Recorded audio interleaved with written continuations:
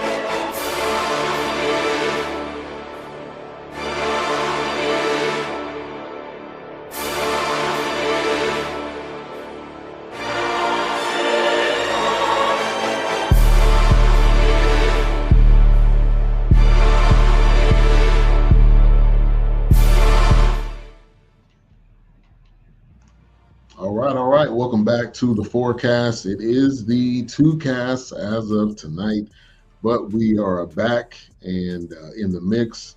Glad to show. I had to adjust my mic real quick. Myself in. We got A-Trap in the building. Doc is work is coming. And happy birthday to Dan's daughter. Definitely, man, family first. I'm never gonna be one of those people that just say you have to be here and you enjoy your family. You hear me? Horrible. But, I got my regular mic.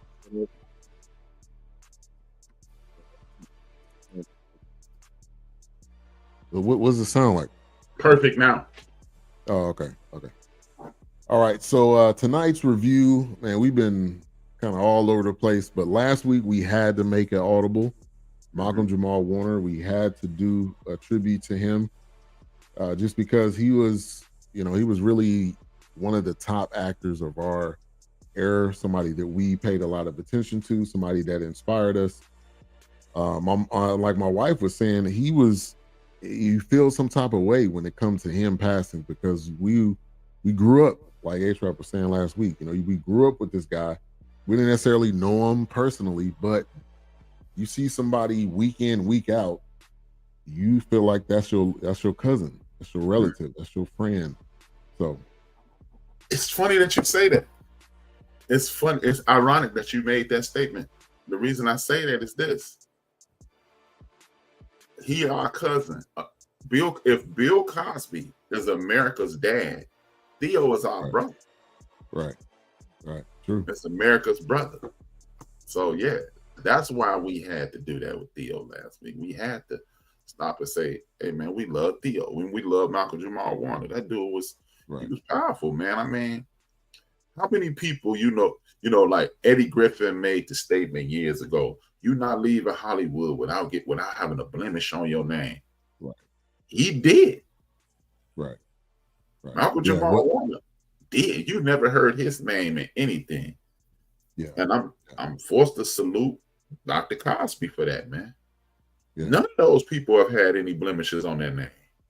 No, not that I can think of. There was no one where they had some type of scandal. It was nobody where you felt like they had something off or in the news too much. So, and definitely that's shout out to Bill Cosby. Shout out to their parents, because that whole thing, it's a village, is true. Like, because you're not always around your kids. There's gonna be different times where obviously they're at school, they're at church.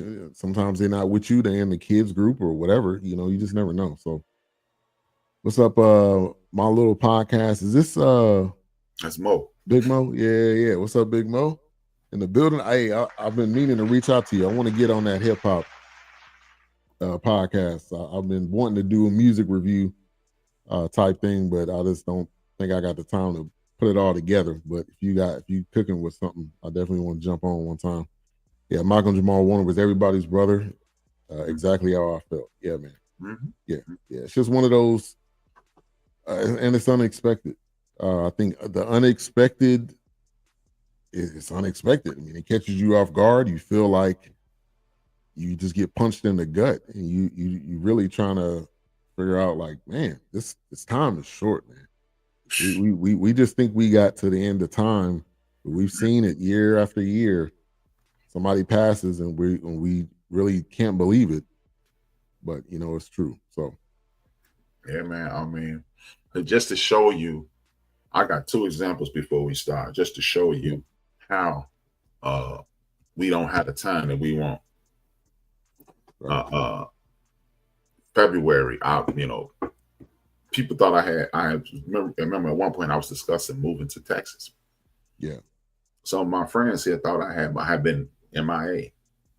Yeah. They thought I moved to Texas. My very first friend in this world. I mean, me and him were, until he passed away, we were inseparable. His mother knew my mother, my sisters know his sister. Anybody who knew me, put like this, we were so close. He passed away this year. We were so close. When the night he passed away, I was at the hospital. His grandmother walked up to me and said, "Are you okay, Brian?" His grandmother said that to me. Yeah. But they thought I was in Texas. And his wife called me and said, "Brian, next time will you be home?" I'm like, "What you mean?" She was like, "Jane's not doing good." So I had to go to the hospital. He passed away the very next day. Yeah. So look, 3 weeks ago tomorrow, 3 weeks ago Wednesday, my homegirl, I met her in 1985. We have been inseparable again. She got pregnant her sophomore year, my junior year in high school. Always tight. Her daughter called me, "Uncle B, are you busy?" I'm like, "No, what's up? You okay?" "I got some bad news." I said, "What's going on?" "My mom died yesterday." I literally went through my phone and saw her name. I said, "Call Ray." I didn't call her that day. She died that day. Wow. So yeah, man.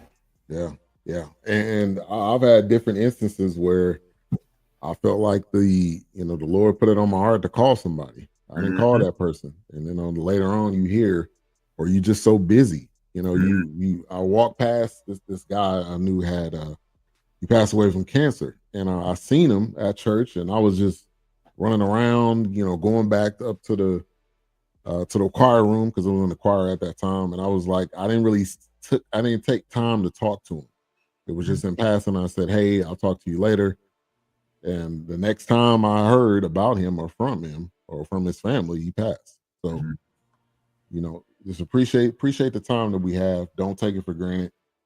This is not promised at all. It's not, man. People, y'all better stop playing. Yeah. Because you're gonna be horizontal like yesterday at some point. Right.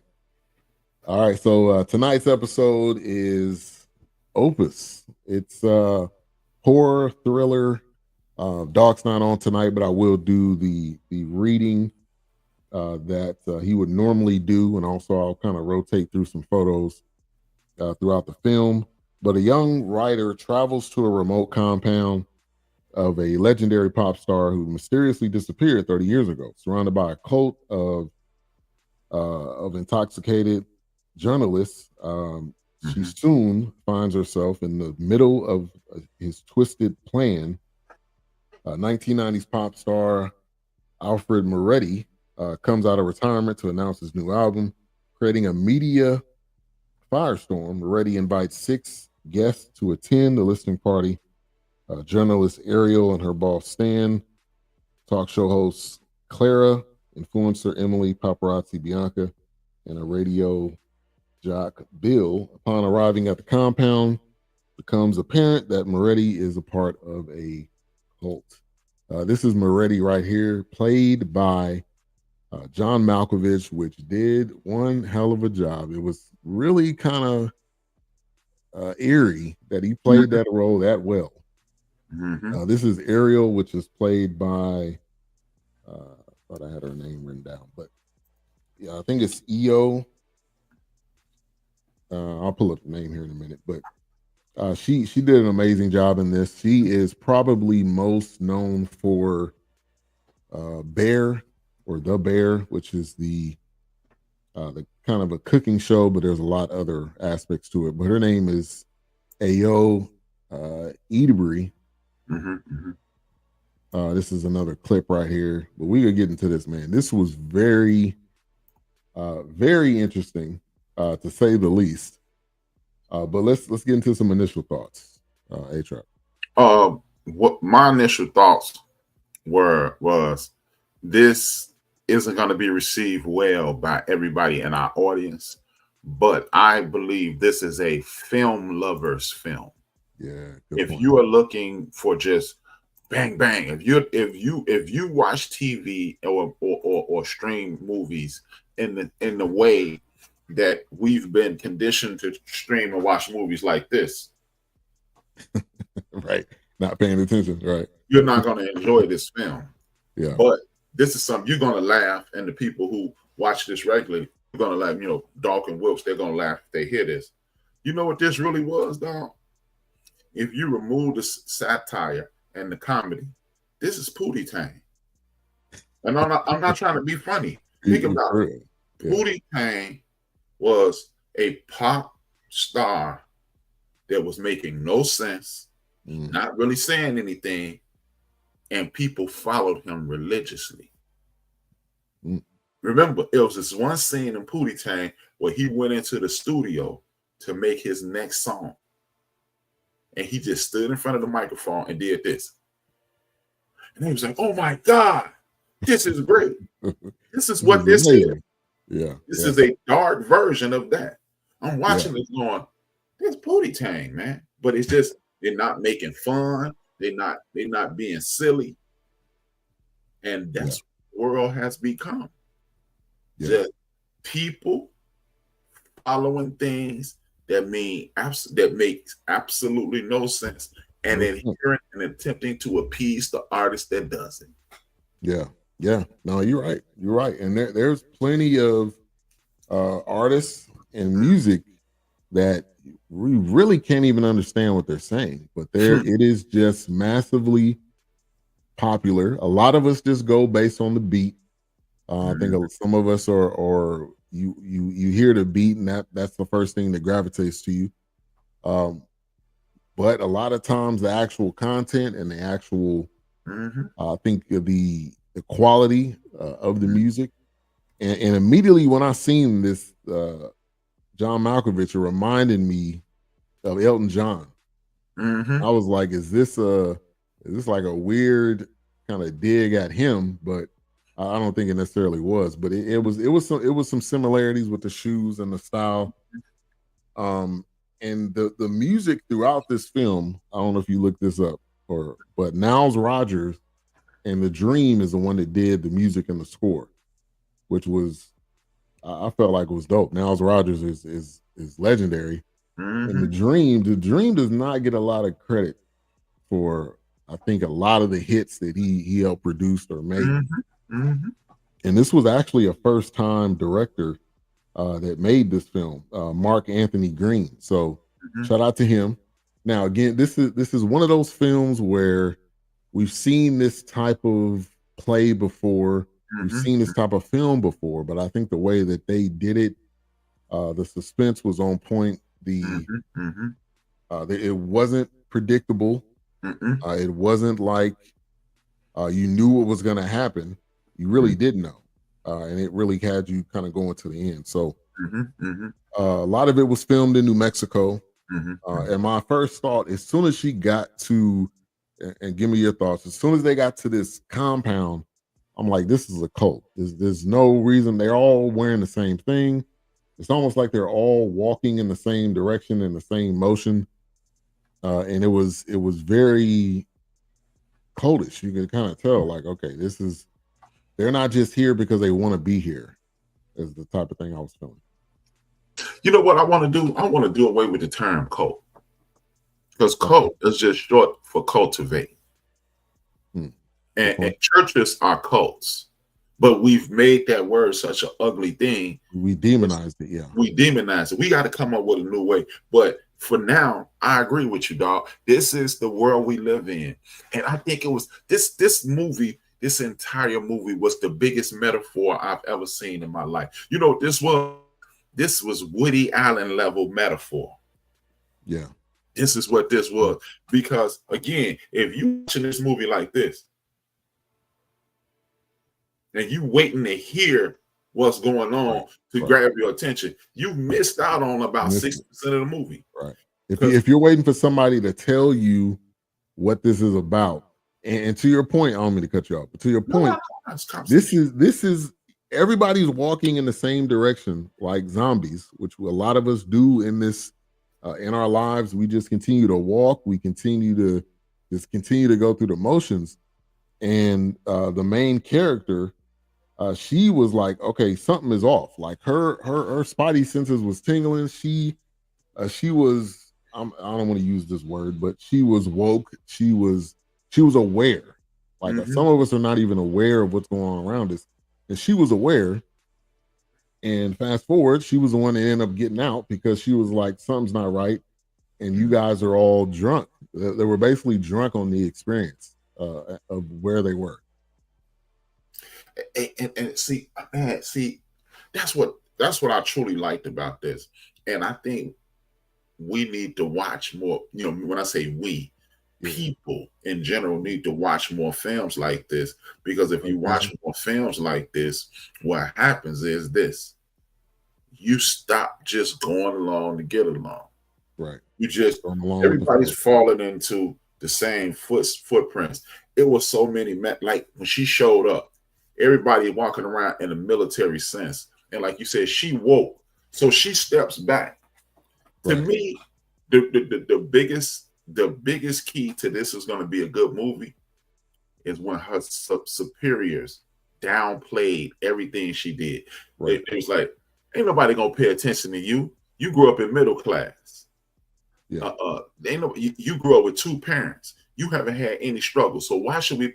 And that's what we do in society. That's what we do to young people. We look at young people and go, I ain't gotta listen to you. What you know? You only 30. You ain't been through nothing. Right. But you don't know what I've seen. You don't know what I felt. You don't know what I experienced. This movie was a gigantic metaphor, and I truly enjoyed it. Both of y'all have low eyes. Look, y'all go.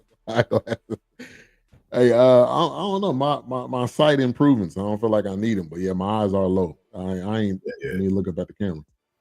These tight eyes, they get rid of. I was born like that. Yeah, but yeah, she really she really found a way to analyze what was going on. She wasn't one of those that was like, I'm just gonna agree with whatever's going on. And immediately when she got there, she had her notebook out because she was already planning to do something on her own. Her boss was like, I just want you to take notes.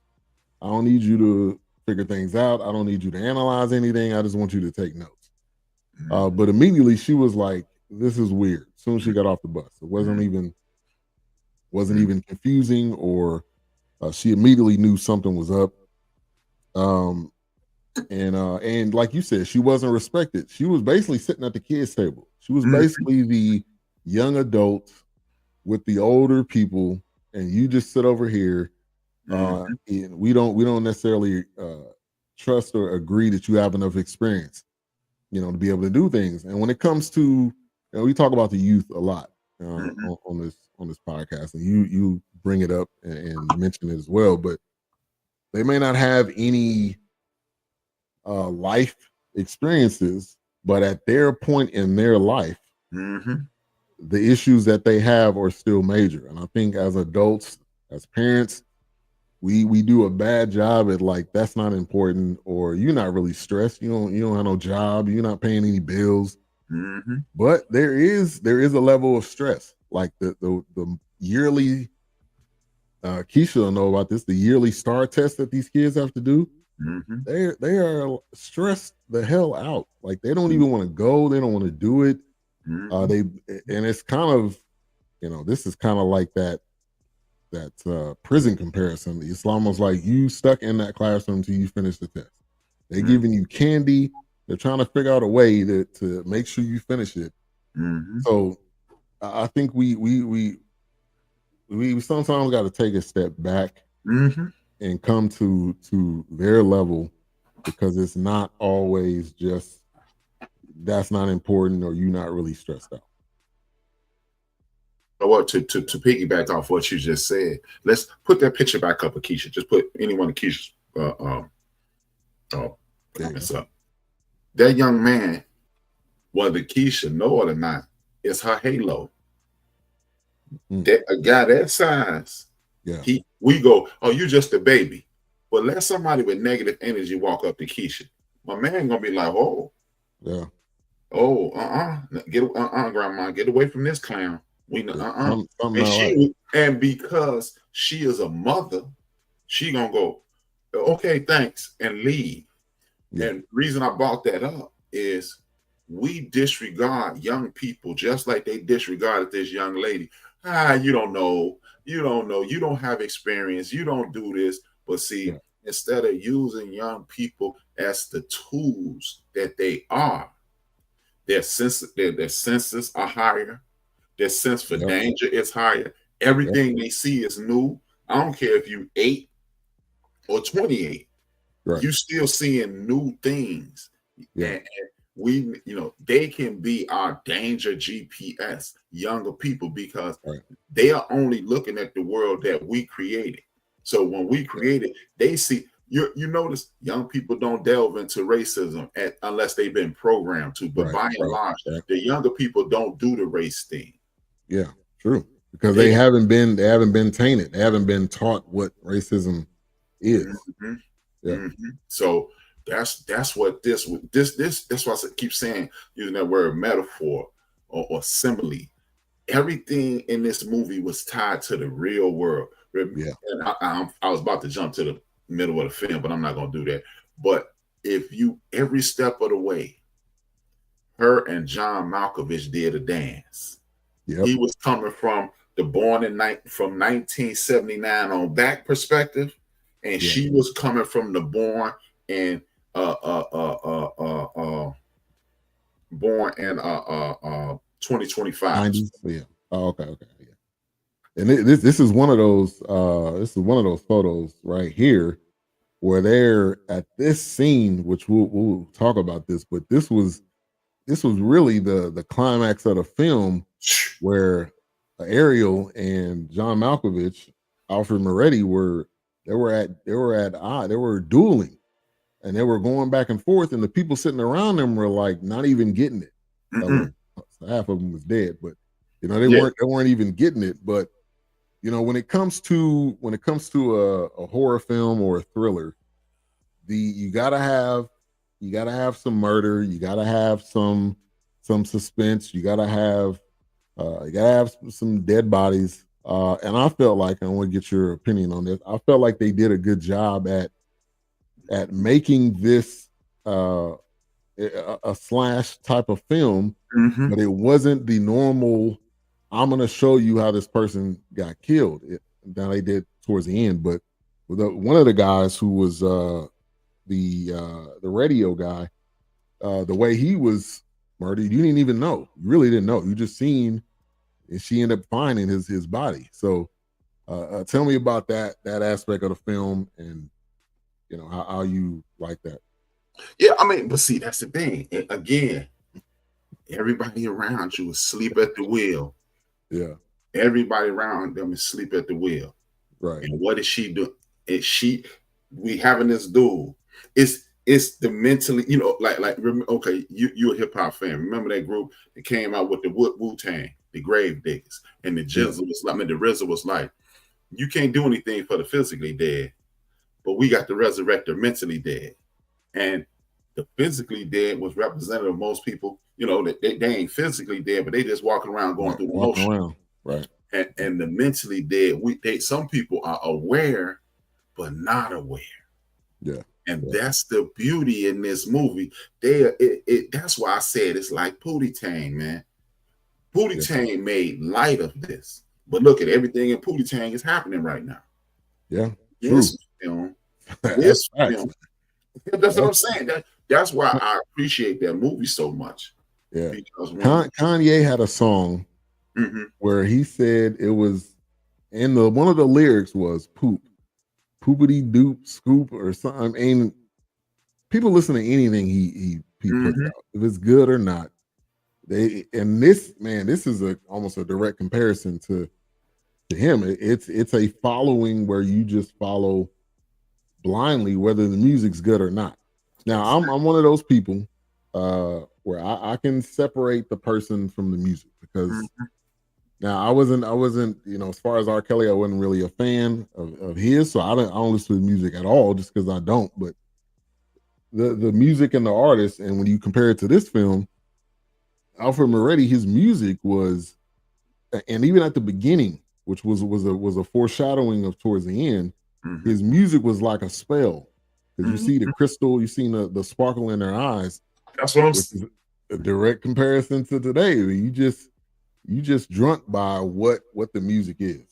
The crystals are represented by jewelry and opulence. Yeah. Something flashy. Right. To distract you from what's really going on. We are literally attacking your soul. But what we're gonna do is put cars and girls and guys and jewelry and clothes in your face as we take everything from you. Right. I dug this movie, man. I dug this movie. It was, like you said at the top, it was a weirdo movie. I'm not even gonna like, oh man, this is the dopest thing. No, it's a weirdo movie. Yeah. Unless you watching it the same way you watch Sinners. Right. This is okay. Instead of calling since like a lot, everybody not gonna like Pootie Tang. This is white Sinners, man. That's good. And it was, and this was an A24 film. Yeah. So if anybody knows A24, it is just out of the norm immediately. They had Adam Sandler play a thug with gold teeth, which he's never ever played a role. How many times have you seen Adam Sandler not play the goofy guy? And that what is it? Jules, Random Jules, or something like that. He Uncut Gems actually. Yeah, that's what it was. He played the most opposite role you have ever seen him play, and this is facts. A24 is not afraid of taking risks. They're not afraid. They also, the camera, that why I said it was a cinematic masterpiece, is the camera angles and the using of the drone footage and the way you do the shots was, I felt like was amazing. And shout out to Phyllis. Thank you for tuning in. She said, why you always play a nutbag? Yeah, I don't know, man. John Malkovich.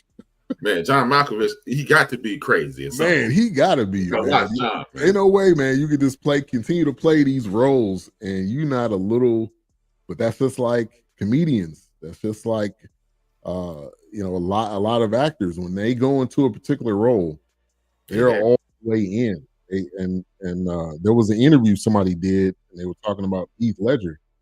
Heath Ledger, when he played the Joker, he would come into the meetings dressed like Joker. He would come to the meetings. He would be in that character. A lot of times you got to do that if you're trying to do that. Play a role like this. Got to watch it just because I trust Malkovich. I wasn't drawn in by the trailers. Yeah, it has that John Malkovichian. Yeah, it's got that kind of feel. All right, so one of the weirdest things in this film, and there's plenty of weird things, but when they all decided to bite a piece off the bread, it was definitely not a ton of us in there, because there was one I don't know, probably one black lady that was kind of on the makeup staff or whatever. She did it too, but when you're drunk, and she reluctantly did. Yeah. She took one of those bites like they do in those McDonald's commercials when they fake biting them hamburgers. Yeah. But and this is a direct comparison to what we consume. When I say what we consume, I'm talking about food, I'm talking about music, I'm talking about whatever, because there's a lot of times where, and I think we've learned, you learn and you do better. So you if you continue to eat the same things and you just expect your body to respond and you expect yourself to be fine, it just don't work that way. Like your body is not meant to eat tons of meat and tons of pork and tons of just unhealthy food, because when you go to the doctor, I guarantee you, when they do that blood pressure and they tell you it's too high, you get on that medication. Like there's a comparison as well to that, because them just blindly just eating bread that somebody else slobbed all over. I'm telling you, this movie was a cinematic masterpiece, man. And it literally and definitively called the world out. Yeah. Yeah. Because look. I saw John Malkovich as your man Donald, man.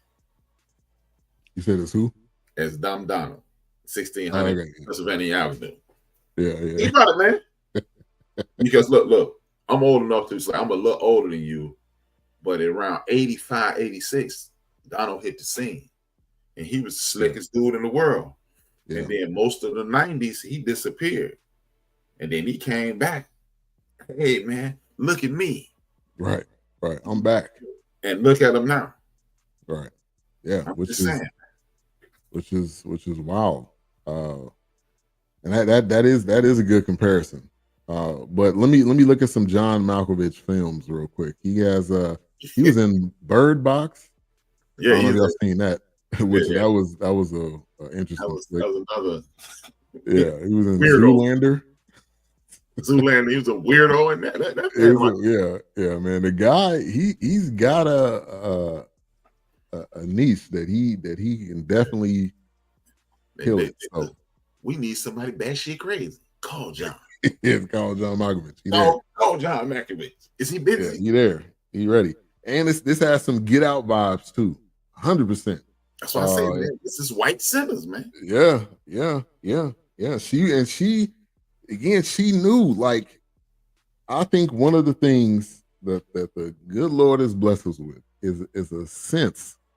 Like, we got that black sense in it. It's just when something ain't right, we checking our surroundings. A lot of times we trying to figure out, when we go to a restaurant, we trying to figure out where the nearest exit is, just in case something go down. Mm-hmm. Like, it's just it is what it is there. But yeah, she clearly had a sense of what was going on. Dark said Hare Krishna vibe. I don't know if is that a film or Hare Krishna. Hare Krishna. Yeah. Hare Krishna. Hare Krishna is this faith. You see it in the older movies. And believe it or not, fun fact, KRS-One got his name because he was dropping knowledge and hanging out with the Hare Krishnas. That's really what he got. His name is Lawrence Parker. They started calling him Krishna, and he shortened it to Chris. Yeah. But Hare Krishna. I did not know that. Yeah. You see them in the old movies. They dress like monks. Okay. And they have on like I wouldn't call it a jalabia, but I guess that's the closest you, because jalabias are white Muslim garb. Yeah. A burqa where women wear jalabias, just like Jesus, man. That's about it. They dress like Jesus. About as close as you can get. You see them in the airports and stuff like that. Yeah, shout out to Doc, man. Shout out to Doc, man. Yeah. I said Doc, man. Yeah, man. Yeah, that Hare Krishna. Like, this look. There was so many hidden messages in this. You notice nobody had a partner in this. Yeah, they were all alone. And I took that as that's how you are defeated in this world. Yeah. Because you don't have him and her, right, or them or there, or whatever metaphor, whatever pronoun you want to use. I don't want to offend nobody. But if you don't have, because like Erica sees things that you don't see, you're totally oblivious. Right. And you could sit there and watch her, and it'll be a plane coming her way. You just go, right. Yeah, man. That's a great point, because when it comes to to this film and really just in life, that was the MO. Like before my time, 70s and 80s, what better way to break up the family then to separate the mother and the father. So then you have fatherless children. A lot of times, there is something missing that's there. I mean, God had a plan when He said a man and a woman, a man and a woman. So, so we want to finish by partnership. Partnership. Yeah, there you go. What's up, Blue Streak? Thank you for tuning in. We appreciate you as always. So yeah, man, this is, and you could also kind of compare this to COVID, which everybody ended up separating. People didn't want to be with their own family.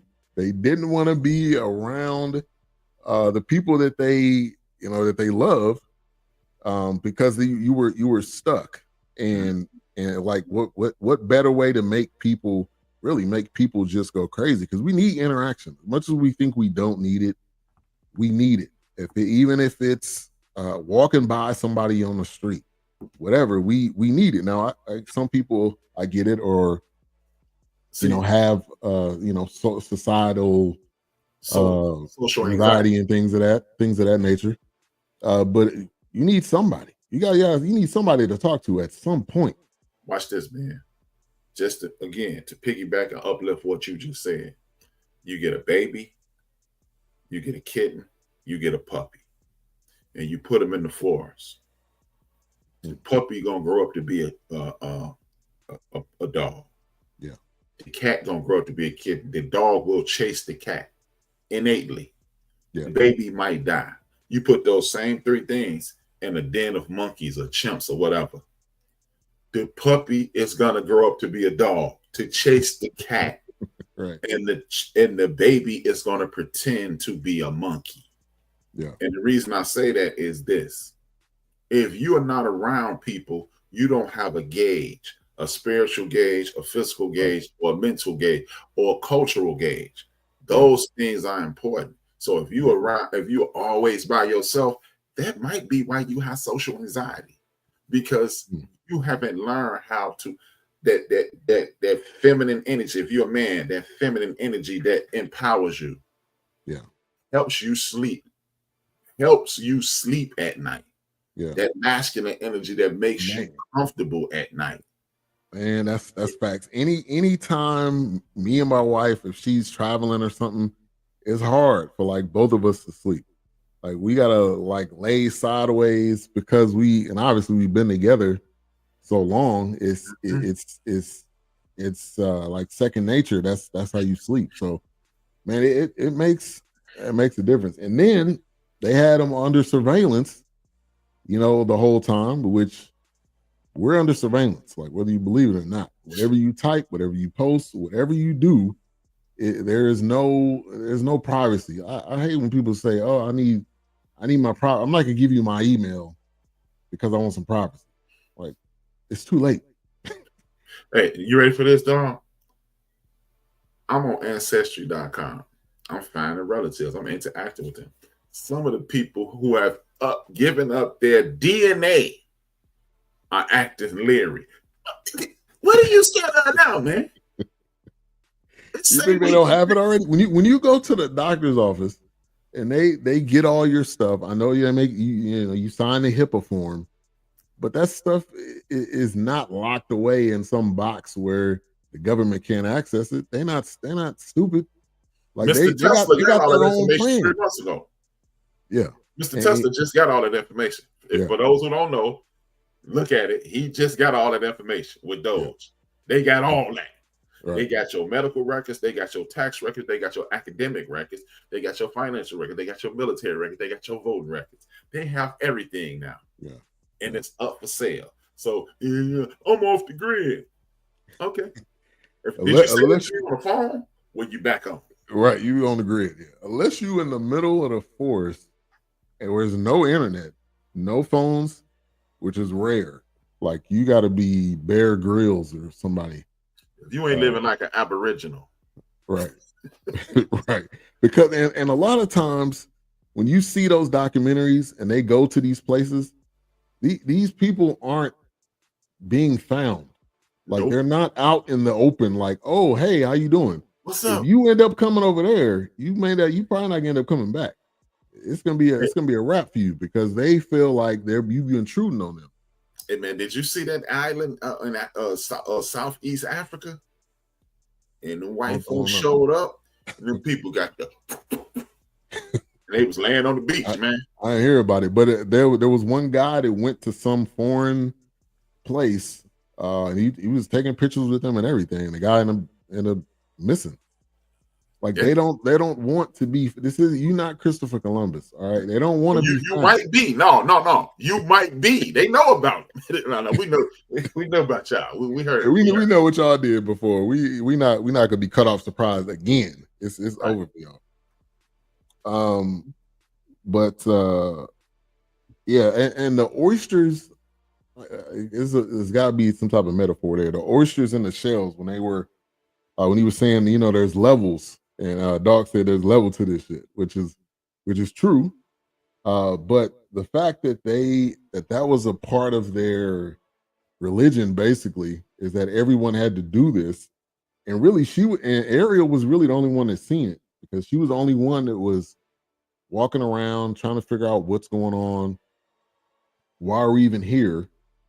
And so while she was kind of researching and searching around, they all came to this compound, right? They all had their phones, and they took all their phones. So they do this, and again, A24 is genius at this. They did this scene where somebody's painting their phones, so basically they won't have access to it, and so in your mind you're thinking, all right, they're basically stuck here, like they're gonna die here, or they're gonna be a part of this movement, and they don't know it. So. Again, shout out to A24 on that. But the oysters in the shells, you gotta. Development. It's development. We're in here together, and we're gonna put pressure on you, and either you're gonna come with us or you're gonna die. Yeah. You be one of us, a pearl, or you're gonna be nothing. Yeah. And this kind of made me think. You mentioned it. The Walking Dead, the actual series, The Walking Dead, where. That's how they had to live. They had to basically build a compound. Everybody had a job. Nobody really wanted to do it, but you had to do it to survive. But the difference between The Walking Dead and this is they were under. I don't say they were under a spell, but they were just mesmerized by this guy, by some leader, which is that Jim Jones. That was another comparison. This was Jim Jones. Or Dumb Donald. Or Dumb Donald. Yeah. This is Jim Jones basically. Like I'm gonna follow you to this island, and your family's not gonna know you're there. Yeah, exactly. Yeah. Funny, but not funny right there. Right. But yeah, you're gonna follow them here. You're gonna basically follow what they're doing, and you're just gonna blindly do it. But it was almost like they were so mesmerized by this guy that they would just do whatever. And they literally did whatever, because this is like horror film, murder movie like 101. Like John Malkovich didn't actually do any of the murders. This is when you see these weird you see these weird things. A lot of times the actual leader is not doing anything. He is just mentally controlling you or convincing you to do something because it's for the greater good. And that's how a lot of these people end up getting murdered. Yeah, that's how you end up attacking the building January 6th. Right. But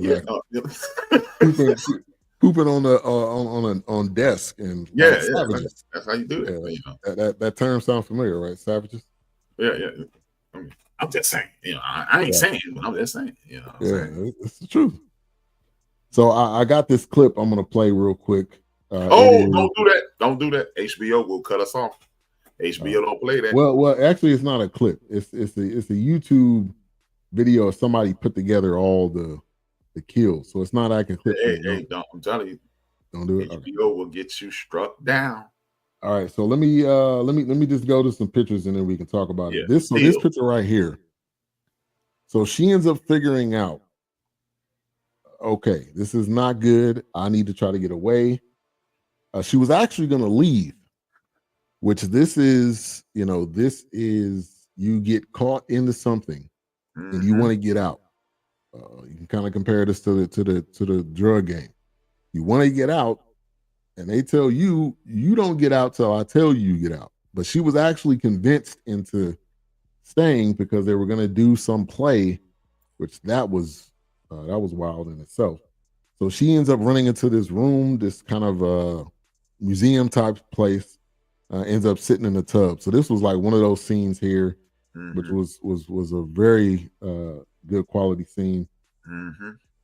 This one here, she's a reporter. So and you can jump in if you got any thoughts. Oh no, but this is exactly what. Look. She's in this scene. She's making sense. And look at how they're look at my man over her right shoulder. Right. Yeah. Looking her left shoulder. That don't make no sense at all.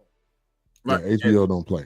I agree. Yeah. That's what I'm saying, man. You just showed the movie, and we'd have been like, "See y'all next week."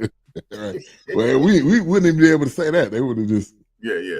Everybody's looking at her like, and when you look at colorism, she's the darkest one, which is another interesting piece of this. The guy over here on the far left is lighter. So even he's, but it's that's another comparison when it comes to this film. But they're all looking at her like you, and she was basically being picked to go on this, to go to this compound to basically hear his. It was basically like a sound. What do they call that when they preview the album? A listening party. Yeah.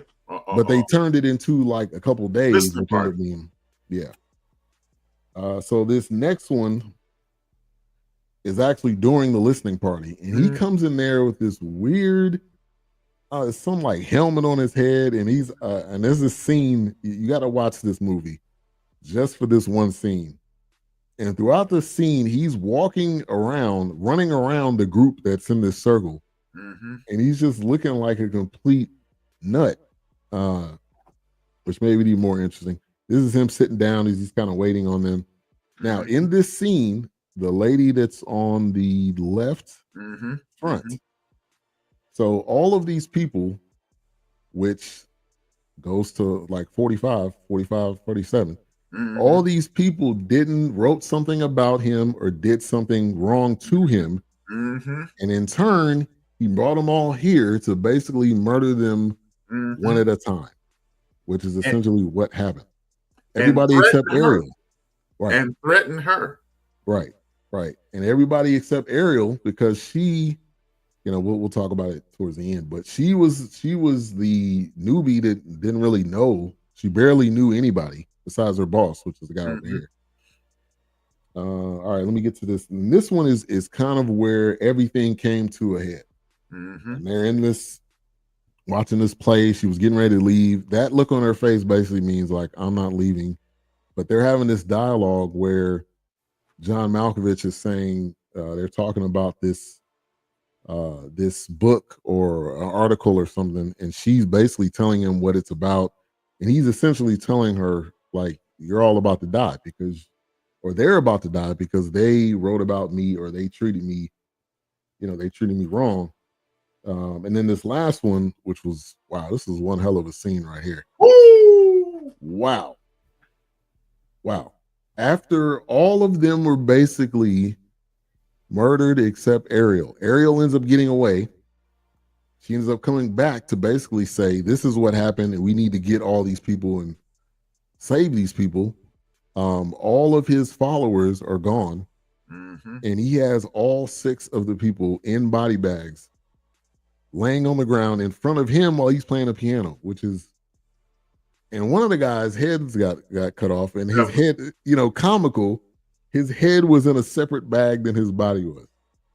Like, I'm telling you, man, it's like just, bruh, this movie, I'm telling you, this movie, this is like, I think it was last night me and Illinois was talking.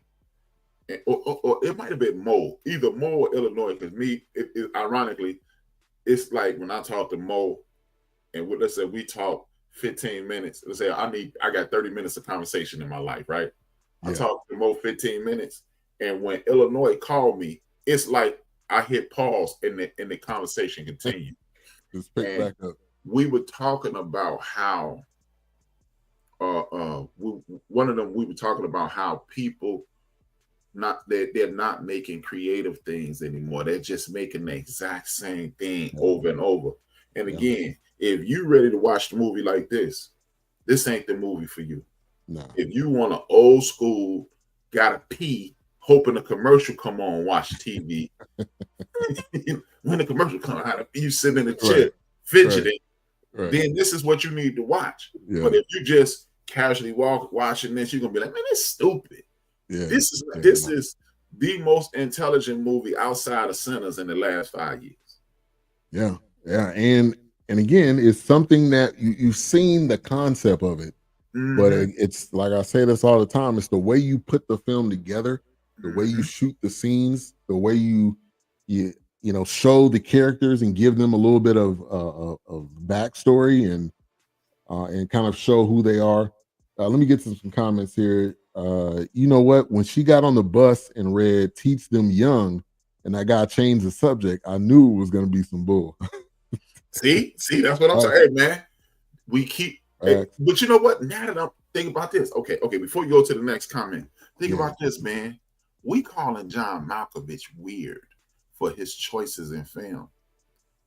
All of his films are thought provoking. So is he weird, or is he old girl in this movie? I keep telling y'all this is coming. But he played the serial killer trying to kill the police. And in the movie with Clint Eastwood, he's always on the edge. Pushing that envelope. Yeah. Right. Maybe John is saying, y'all need to wake the hell up in all his films. Right. Yeah. Yeah. And he's picking the films that get people to talk, which is the goal. Like, I think that's the goal of art and creativity. If you get people to talk about it, then that makes it into something bigger. It makes it into a movement, and it can become a movement. Yes. Just sitting there waiting. On the piano, just sitting there, like, not running, not I'm gonna try to get away, not anything. He just sat there, and I thought, okay. So the whole group, I thought the group of people were going to come out and try to fight them or something, and none of that happened. He just sat there like, I know what I did. I know my part in it. Wrapped in the blue plastic. Facts, that color blue. I don't know what some significance to that, but they were mixing up. They were eating blue lobster. It was like that was the color, which is kind of a calming. It's a calming color, and all of them had that get out type of like calmness. The Democrats. I'm just saying, dude. You ain't lying, man. You when you watch this, you really looking at this like, damn. Yeah, you're right. He said, Big Mom says, I have to watch movies and TV alone with the phone off. I hate being interrupted. I agree with you. And funny story, when Nutty Professor, it was 1 or 2. Me and my whole family went to go see it.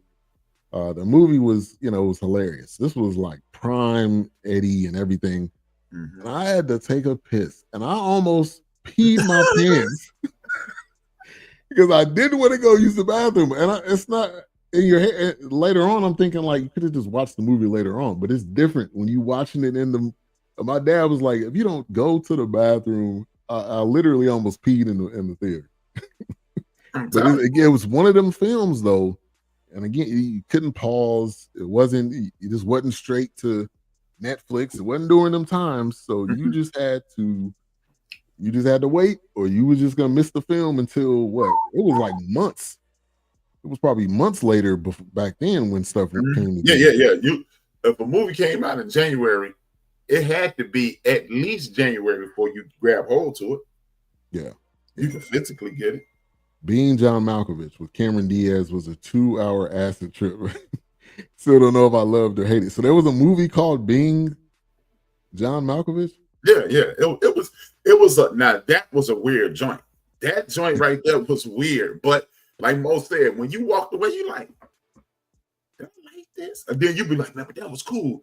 But this is stupid. But that was cool. Yeah, I know it because they got all this, and they got these weird angles and stuff. It's just like this, but it's A24, probably before A24. Yeah, it was like 822. 822. But hey man, dude is an artist, man.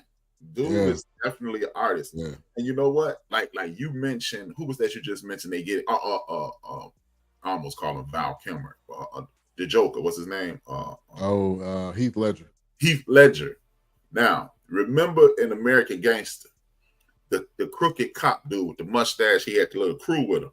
Yeah. He said he thought Denzel Washington really wanted to fight him because he touched him, and Denzel was like, "You the police, get up off me." And he said he didn't know how to handle it. He said it took him about 5 years, and he saw Denzel, and he said, "Oh man, you did a great job." He said, "Man, I thought Denzel Washington hated me." Man. so that's to piggyback off what you said, man. These dudes get into these roles. Yeah, and that's your favorite actor's actor. Those that are in the role, and a lot of people. I think the biggest point of how you can tell that they were so entrenched in the role is they're like, I had to go to therapy afterwards.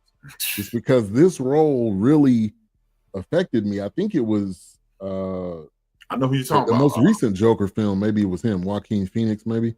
But it was somebody that said, like, I had to go to therapy afterwards.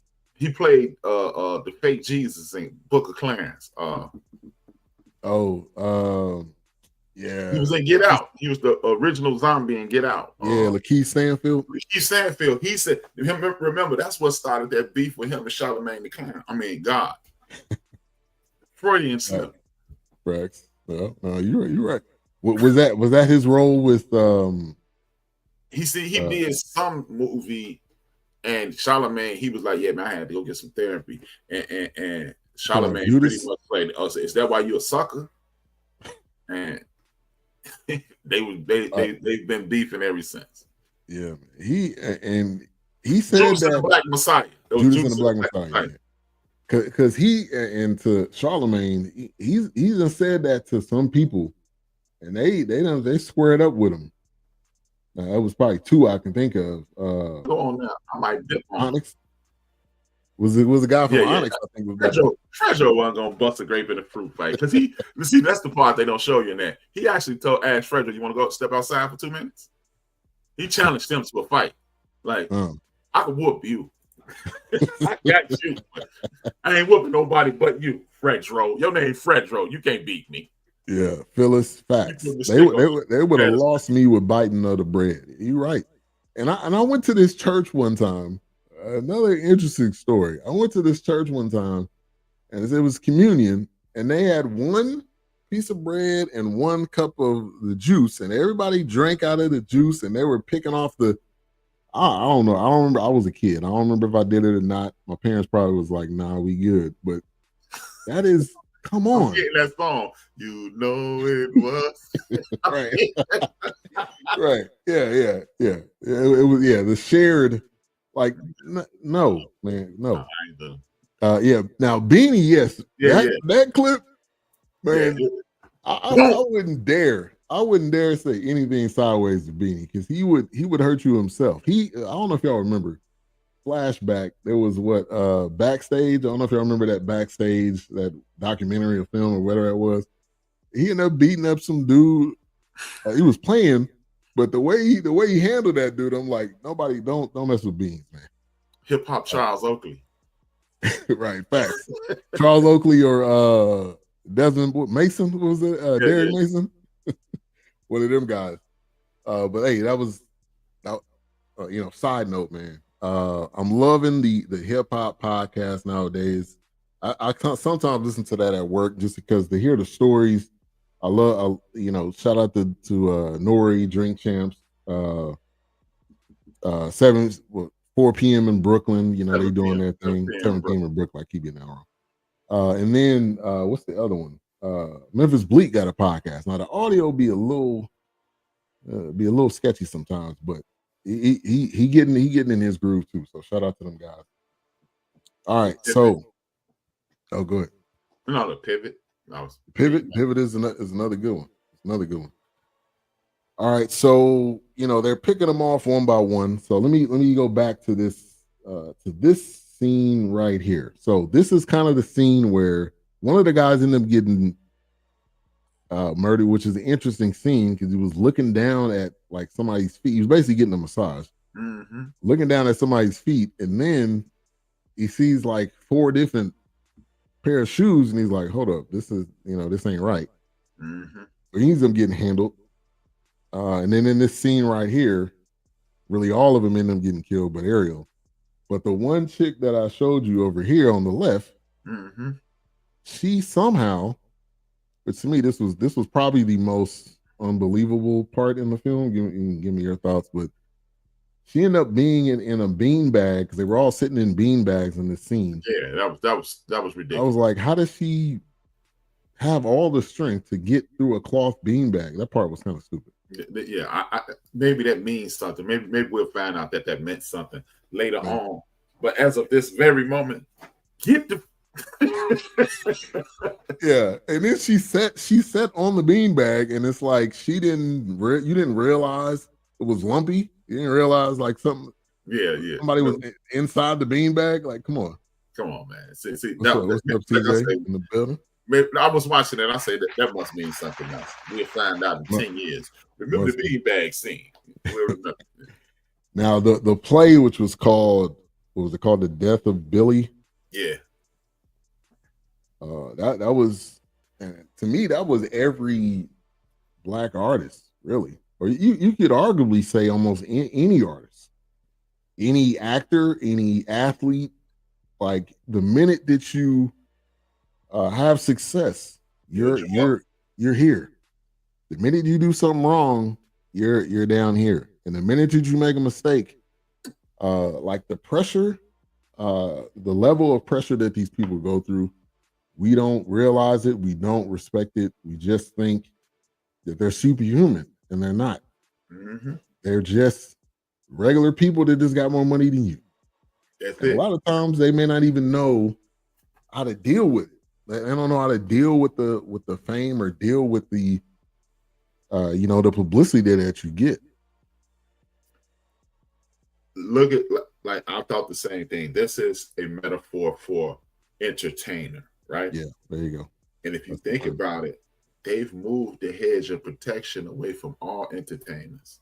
You used to be A&R, and he, manager. Yeah. Like Motown had people who teach you etiquette. They teaching you how to walk, talk. They teaching you media savvy. They teach you what and what not to say. Right. It was like a boot camp. Exactly. Where are those people now? No disrespect to the young brother. I ain't got nothing bad to say about him. He's a very entertaining basketball player. But what, like my mom used to say, what come up, come out. Yeah. That ain't how you supposed to be living. You don't need to let everybody know everything that's on your mind. Yeah. And that's their downfall, because the more you talk, the easier it is to destroy you. Right. Me and my daughter talking about that right now. Like, stop. Like, I had told BJ maybe about 4 years ago, he was, man, I'm gonna have to check this dude. I say, no, don't check him. Let him play himself. Let him think he got the advantage on you. Right. So if he thinks he's in front of you, let him stay there. Not you watching him because he in front of you. I said, right. if he on the corner a damn fool and got you, he's gonna stay there. Right. Okay, yeah, you got me. Oh my God. It's this fog around my head, and you just let him stay there.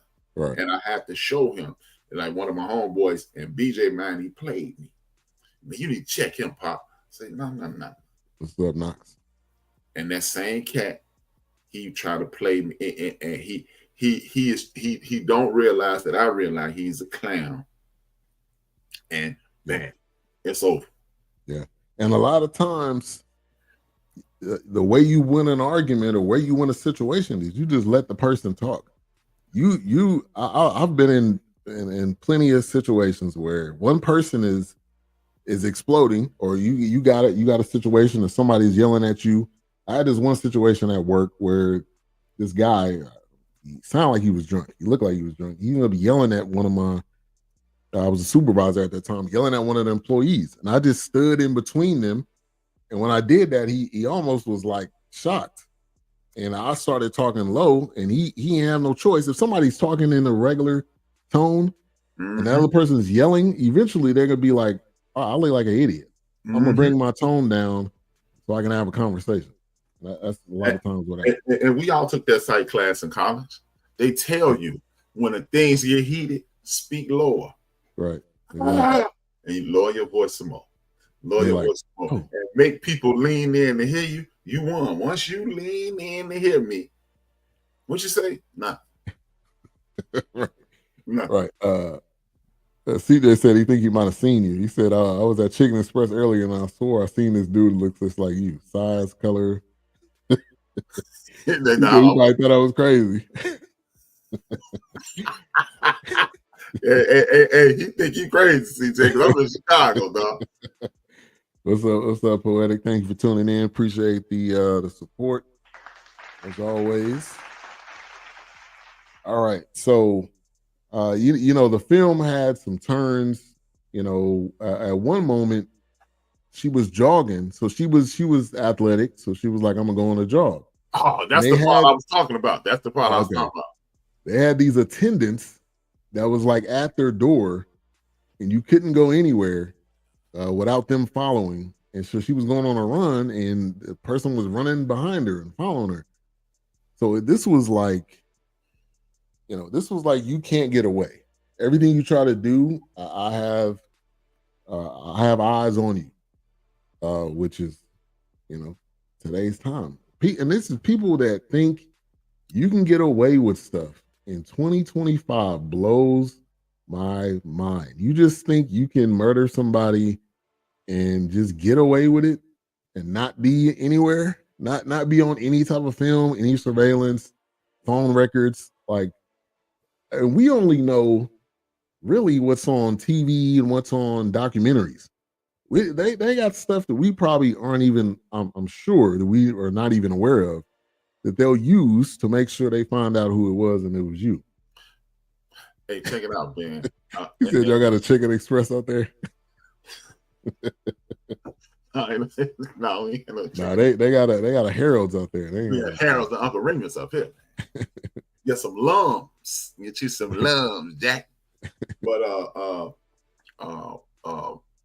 what you were saying about getting away with things, hey, bro. The funny thing is, I read this book, and I always reference this book to people. It's the first book.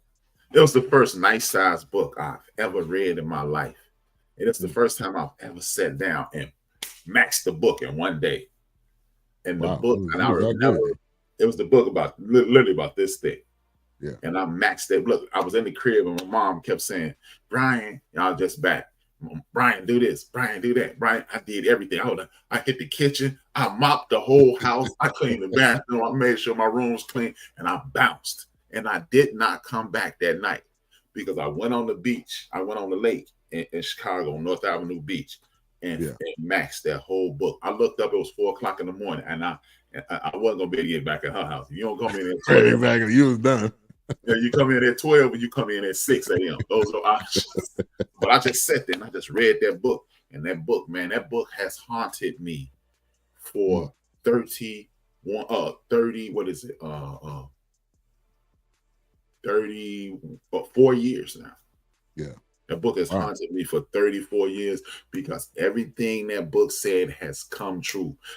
Three things that really struck me.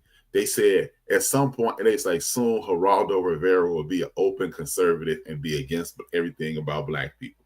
Wow. 1991, when the Geraldo Rivera show was on, he had the fight, and he was the black man's friend. Right, exactly. They called it. And then the next thing they said is like, he's going to be a conservative. He's going to sell us out. The next thing is, this is when they used to have the cash station cards that said cash station. Every cash station card will have a Visa on it. I'm like, because Visas was a thing then. It was like yeah. Your boys, you got a credit card? Right. And that happened. And then the third thing in that same chapter, it said this. It said, beware of movies and television. They are desensitizing you, showing you what's on the horizon, and they're making it seem. So when you see it, you'll go, I've seen that before. Yeah. And hey, look, 7 years later, 5 or 6 years later, I remember going to see the movie Long Kiss Goodnight. If Anybody ever seen the movie Long Kiss Goodnight with Gina Davis and Samuel Jackson? At the end of that movie, the last scenes of that movie, when the CIA was like, "Hey man, you know, we defunded, they defunded the CIA, so we had to create an instance." And the man literally says this in the movie. He said, "They said, what are you gonna do? Fakes?" He said, "You can't fake 3,500 deaths.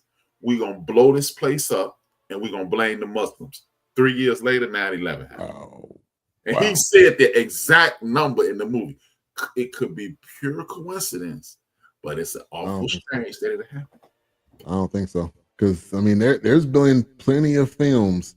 How many shoot 'em up films have we seen? And years later, you got Columbine, which which was wild. We've never seen it, and now in today's time, you have what do they call that? True crime. Yeah. Where that's desensitizing us to because murder is not. Yeah, murder ain't horrible no more. Yeah, it's not crazy. It's something we see every day. It's on the 9 o'clock news. Yeah, it's on the 5 o'clock. It's on the 5. It's on the 6. It's on the 7. It's on the 10. Let me get to some comments here. Did y'all see how they killed the first guy? Yeah, he was. They didn't show it though, but they ain't show it. But it was like. He got beat down. He got beat down while he was getting a massage. He thought he was getting a massage, but that's the one with the feet. Right, exactly. Yeah, jogging in that village, and she was following her. Yeah, hey, she was on her. Yeah, you're right. She was on her. Like she must have, in her former life, she must have been a track star, and then she ended up coming over here and ended up being. But her character was interesting though, because it was like she really didn't want to. She didn't want to do it. Like everybody else had this glow in her eyes, like I enjoy doing this, but she didn't like doing it, which was interesting. She might have been what's his name, John McCain's daughter. Yeah. We had one Harold's Chicken down here in Cedar Hill, but it closed down within 6 years.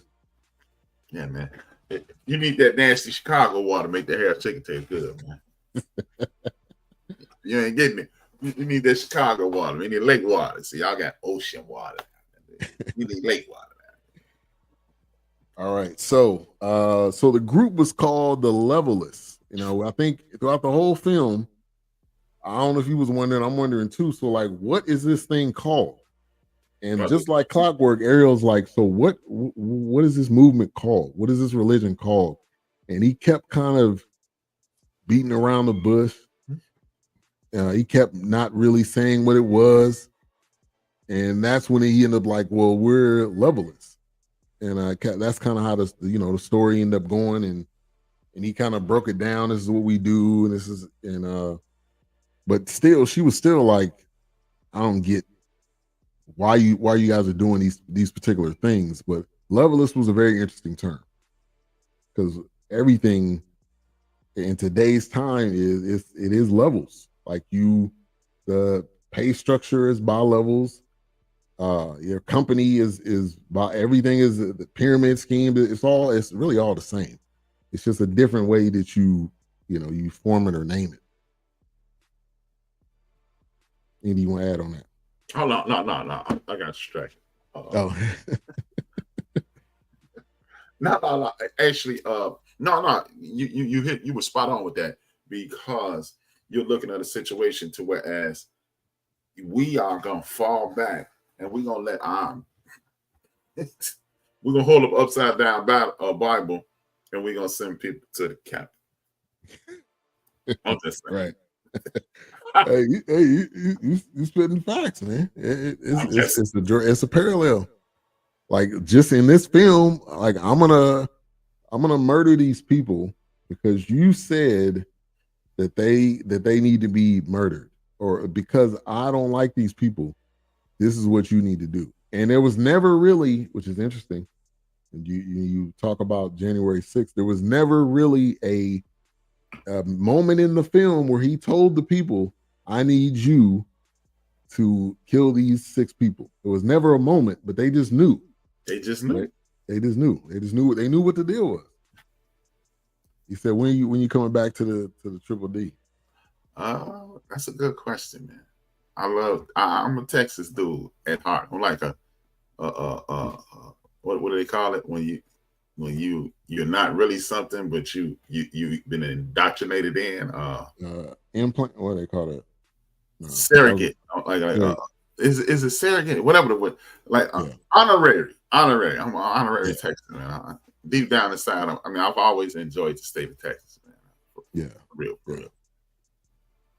So, you get to the end of the film, and I'm thinking, all the levelers, because they had a moment in the scene, Jim Jones style, where they all got this champagne or whatever it was, and they had a scene earlier where it was like cyanide. So you putting the two and two together, which this was like the curveball. You put the two and two together, and you think, okay, they about to drink this, everybody's gonna die. Everybody drank it.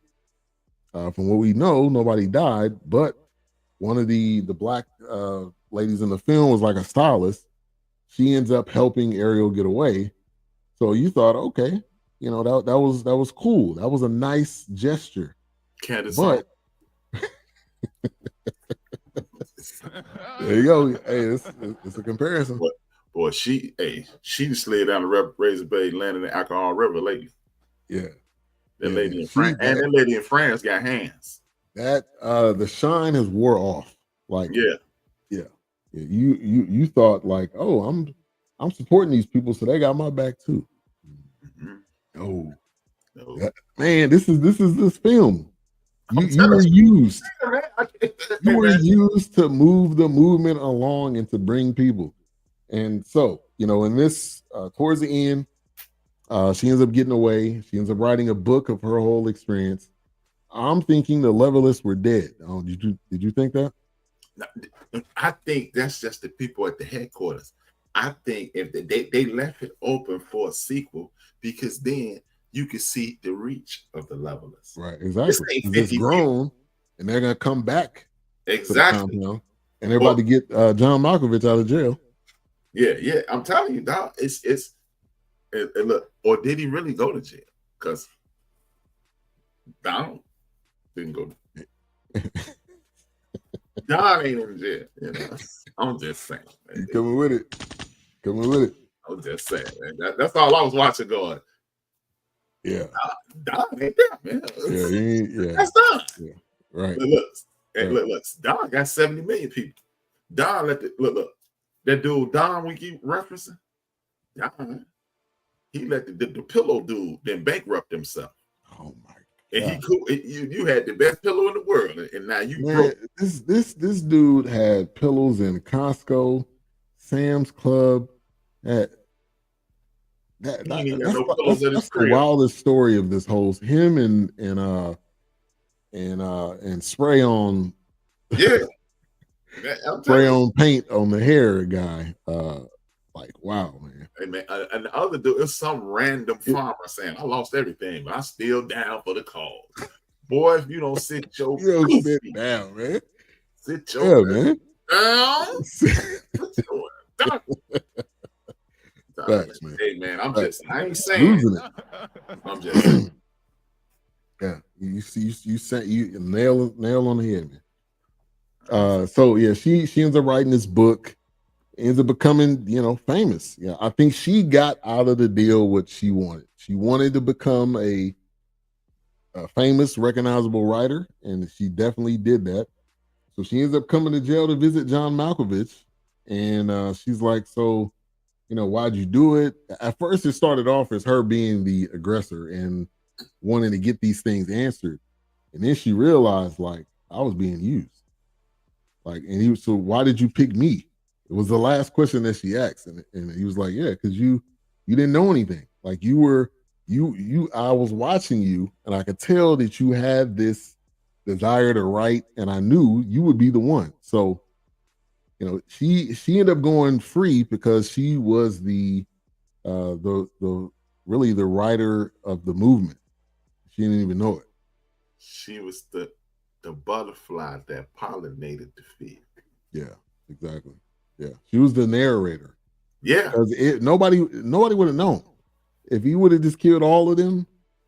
Nobody would have known, and that compound would have still went on, but it wouldn't have got outside of the compound. But that's what I'm saying. I think those people were crash test dummies. They were told you are the sacrifice because now it's dudes in jail looking for something to attach themselves to. Yeah. Looking for something to encourage them, to give them excitement, and people that are on death row and people that really don't have hope. That's his goal would definitely be bringing them hope, and it's definitely a door opening for it too, because I think the main core people, like kind of like what you said, I think the main core people are the ones that were like spread out because they understand the movement. They can talk. They can talk to it. They're like the deacons and the deaconess of the of the levelist movement. Now the other people, I'm just saying. Facts. And the other people, they probably did drink the cyanide. They probably not in there, but yeah, because if they don't die, what's the story? Right. I mean, they're just acting weird over there. Right. Yeah. And the final scene, which was just classic. Like you feel like she was on cloud nine. She had a house. She had some dope gear. She was living her life, doing podcasts on the podcast tour, and she got on this talk show. And they're like, "So how do you feel about writing one of the best books?" And at that moment, she realized like, was this worth it? And that's where it ends. You made him a martyr. Right. You made his movement a movement. Before it was just this is what we do here. Now it has the potential to be this is what's done, and this is what can spread. Which we've seen, plenty of religions just start off in a room and become. Hey, the religion started off with 12 dudes. Right. Facts. Yeah. With 12 people. With one dude and 12 is homies. So right. Exactly. Teaching them and training them. That's all I'm saying. I mean, people don't want to, people, what you mean? Oh, this is the Lord. Metaphorically. Yeah. I'm just showing you how powerful, how small something. That's what I preach on my show. You always say we ain't got enough support. Christianity started with 13 guys. Yeah. And one of them was a snake. Yeah. A few of them were. One of them was a snake. A couple of them were cowards. So one of them didn't believe. Right. He was like, "Nah, man, I don't believe you. I need to see the holes, man." He was like, "Come on, man. It's me." Like, "Nah, man, I gotta see. I gotta stick my hand in the hole." Yeah. Hey, he was a brother, man. Like we ain't taking nothing lightly. I ain't gonna believe you blindly now. Come on, man. Yeah. Book of Class, get a best spin on that. Yeah, true. It gave a real. It really gave a real depiction of an imagination of what it was like, because we just see it. We just reading. You're reading in the Bible, and it's not giving you the day to day. It's not giving you the internal beef that they have. It's not giving you them joking and right. Y'all see how he had them mesmerized in the listening room. Yeah, everybody but Ariel. Ariel was the only one, but yeah, that was that like elixir and that drunken love. Basically, they were just looking at him like they were in love with him. And the older lady, or they just call it Donald rallies. Yeah. The one in the Hillary Clinton pantsuit, like she was like mesmerized. I'm like, you don't even go that way, but she was about to make love to John Malkovich that night. Hey man, you wanted it. Man, that's from Donald rallies. I'm just saying. Yeah, you're right. All right, man. Let's get to some final thoughts. This is.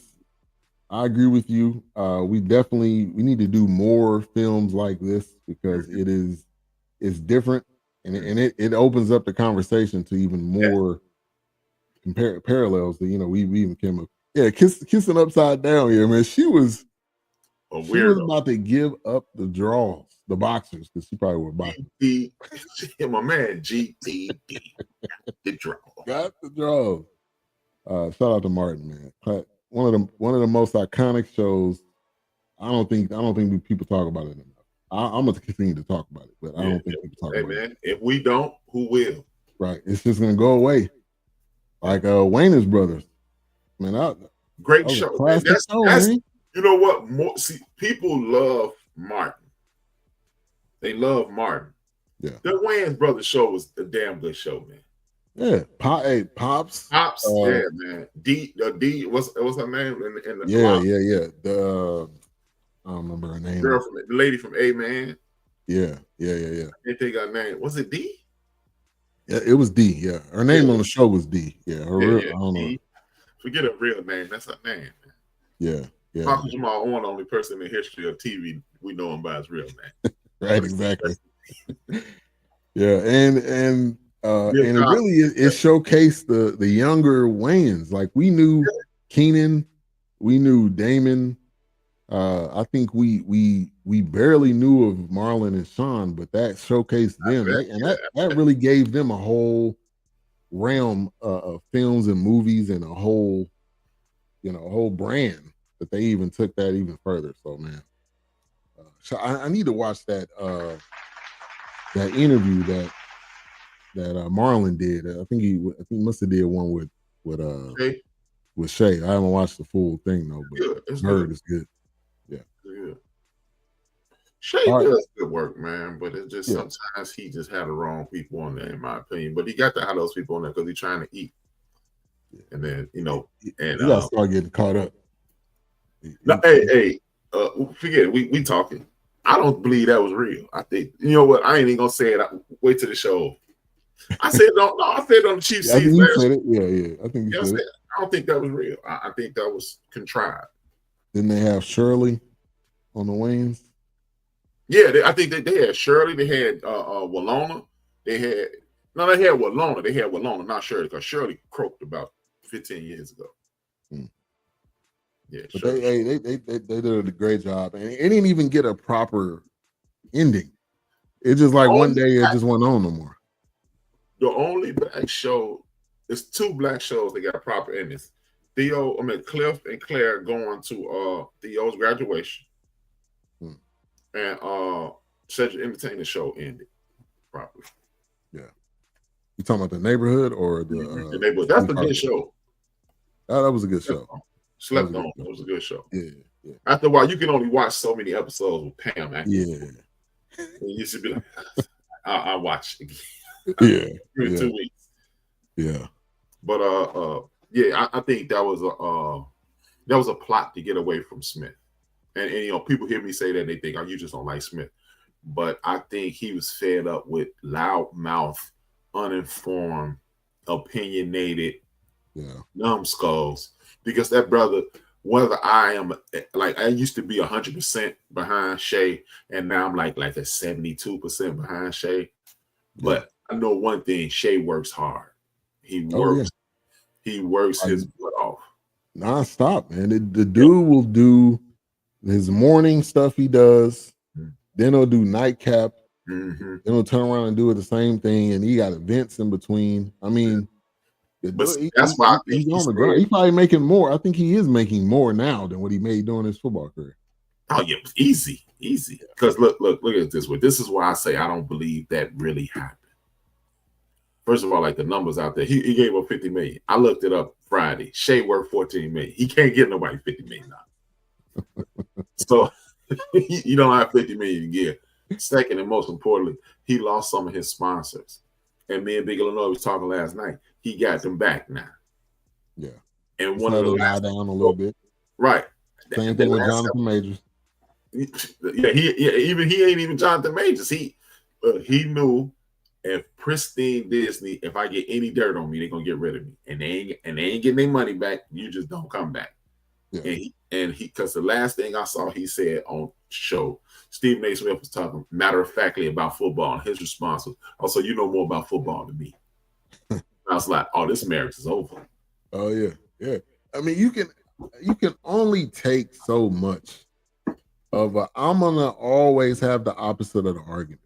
Like even if I don't believe it, I'm just gonna purposely, for the sake of having a argument show or debate type show, I'm just gonna take the opposite of the argument. I'm just gonna talk louder.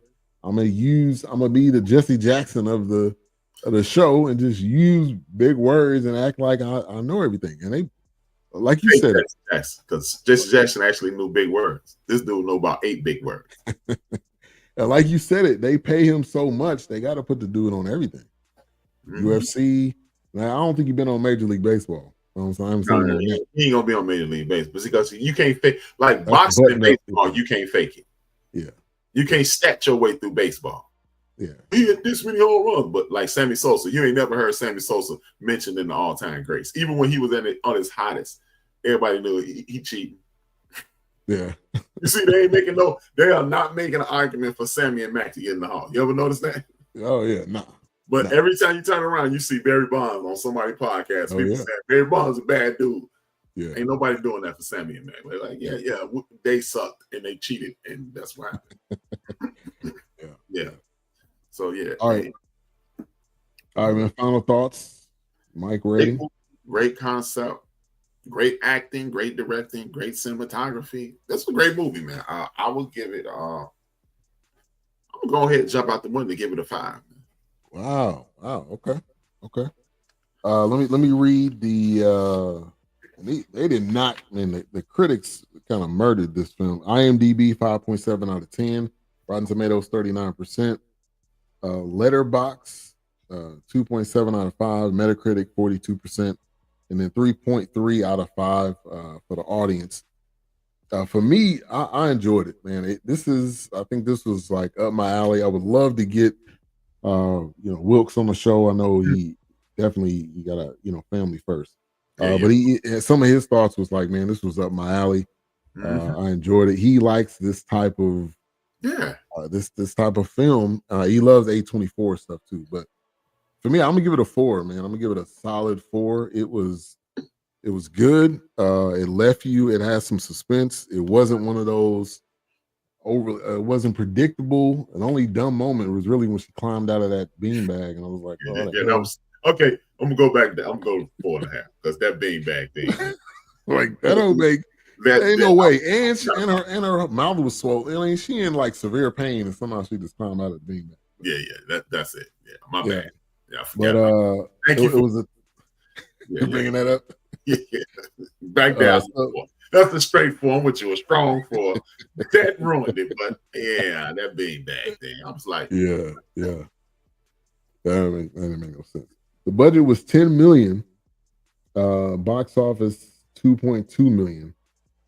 Which I didn't know it was in theaters. I thought it really went straight to HBO, but I guess it was in theaters for a brief minute. But I would suggest you watch it. And shout out to the main character who is really killing the game, man. Really shout out to her. Just like she made Bear. She's been in some other things. She hosted SNL one week. So her and this was up her alley because she's kind of a quirky type of actor, but she got some range. Obviously, doing something different with this one. So, but so next week we will finally, with no delay, no matter who's here, we will do. Don't announce that because I got something instead of that. I think I may be wrong, but let's make sure before you announce that because I don't want to announce it on here. I'm gonna send it to you in the chat room, and you'll see why.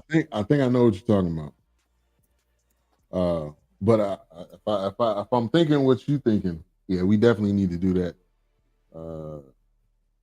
It's a new one. Yeah. Okay.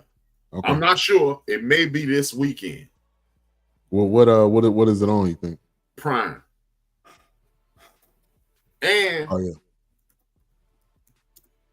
we might have to just skip that movie for a few weeks because let's just attack all the hottest. Because because it's hot. It's hot though. I know, man. I know. Hey, man, we ain't doing this because for us. We doing it for them. I know. I'm cool. I'm cool with that too. I'm cool with that. We'll first one. I don't want to say it and not be sure. Okay. You looking it up now? Yeah, I'm gonna look it up right now. See, I didn't know he had a new one. Because him and the young lady that's very popular, she in it too. Well, man, I see. I think it says post production. Just let me put it in there. But yeah, it's an Amazon. It says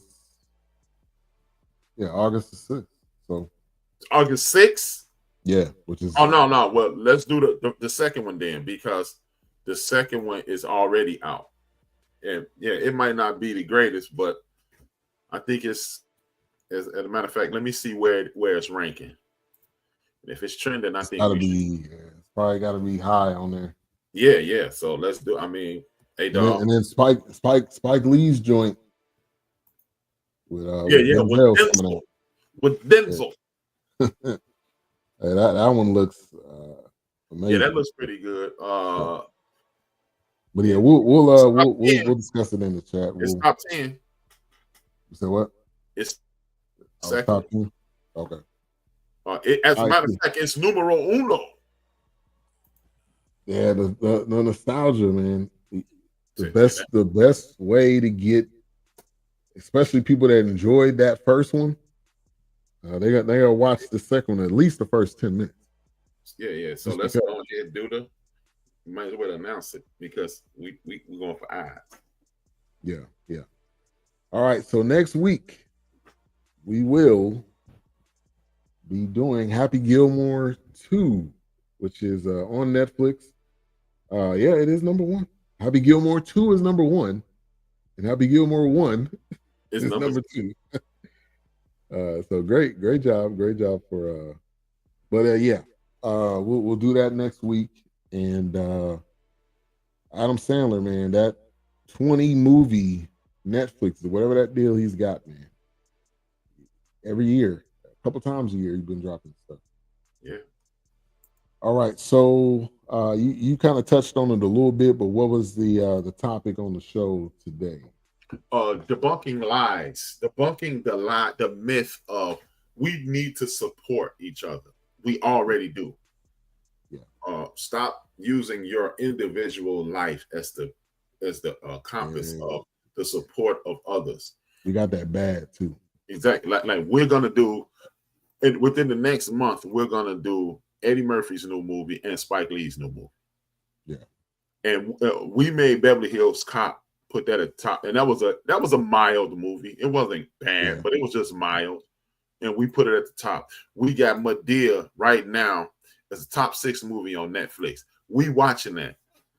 We have to diversify our entrepreneurial portfolio. Right. We don't need another chicken shack. We don't need another rib joint. We don't need no more plates and t-shirts. We need to do something else. So once you diversify your entrepreneurial portfolio or platform, you will expand your palette and you will expand your ability to earn. So like how many people said, you know what I should do? I should get a chicken farm. Yeah.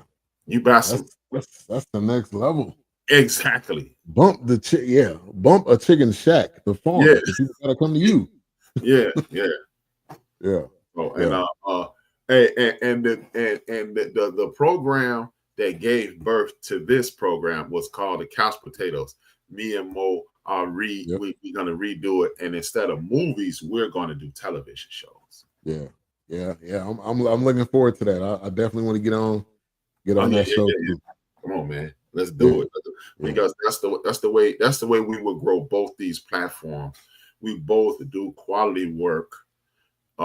We both are chasing this thing. Me and you started chasing this thing years and years and years ago. Yeah. And we both work with two of the most consistent people in our little community. Yeah. We both broke off. Podcast is a community too. Yeah. Because I mean, that alone, we say we don't support each other, but that's all I do all day pretty much is listen, watch podcasts, share podcasts. I mean, so. But we don't support. I'm just tired of that narrative. So yeah, it's a lazy narrative to have. And then you got 2 pages: Enter the Bench Media, Enter the Bench Entertainment. Yeah, definitely subscribe. The Beat Trade podcast, where we talk about social issues from a man and a woman's perspective. Me and Mo are in production for a football show. Yeah, perfect time. It's training camp right now. I think we said we was gonna call it 4th and Inches or something like that. I don't remember. Yeah.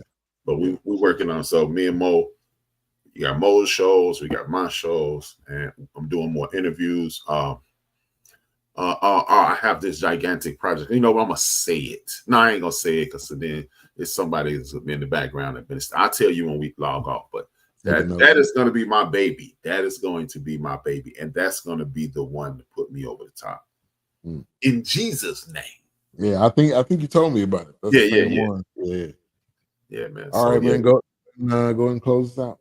Hey, man, y'all. Thank y'all for tapping in. If you haven't already, hit subscribe, hit like, and guess what? If you just tapped in, just end it right here with us, and then push it from the beginning all the way to the end. Hit like, and then comment. Y'all suck. Even if you say we suck, we know you lying.